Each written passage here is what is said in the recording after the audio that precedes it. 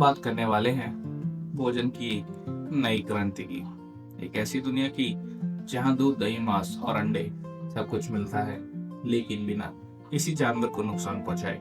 जी हाँ, ये है प्लांट बेस्ड फूड क्रांति। और सबसे मजेदार बात यह है कि न सिर्फ आम लोग बल्कि वैज्ञानिक और उनके समुदाय के लोग भी इन प्रोडक्ट्स को देखकर हैरान रह जाते हैं।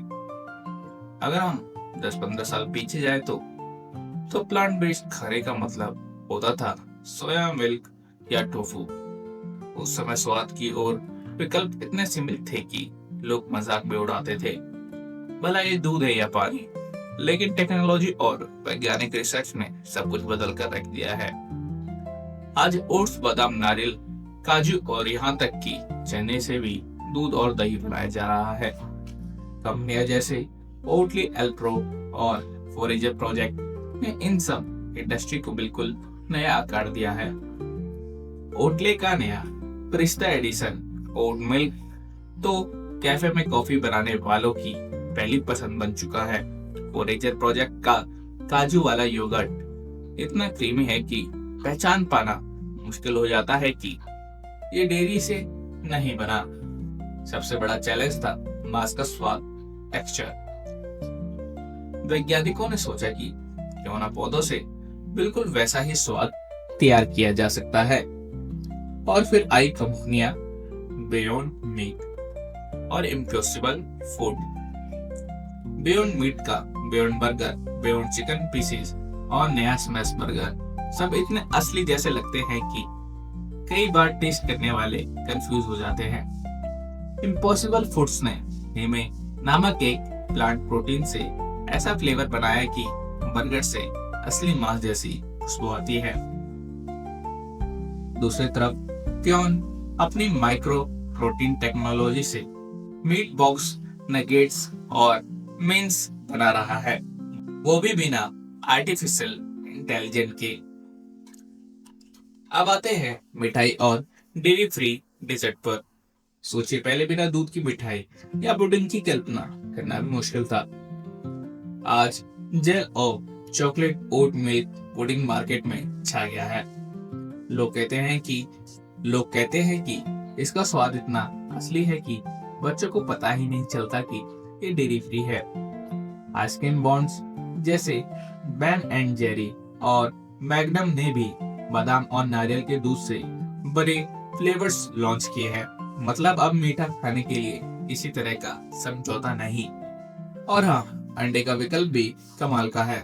जस्ट एग, ये एक लिक्विड एग सब्स्टिट्यूट है जो सीधे पैन में डाले और स्क्रैम्बल बना लीजिए। स्वाद और टेक्सचर में इतना असली कि कई लोग पहली बार में ही पहचान नहीं पाते।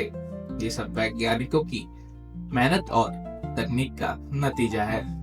अब सवाल उठता है कि आखिर इतना जोर प्लांट बेस्ड खाने पर क्यों दिया जा रहा है। पहली बात, सेहत। ये प्रोडक्ट ज्यादातर कोलेस्ट्रॉल की, लो फैट और हाई फाइबर होते हैं।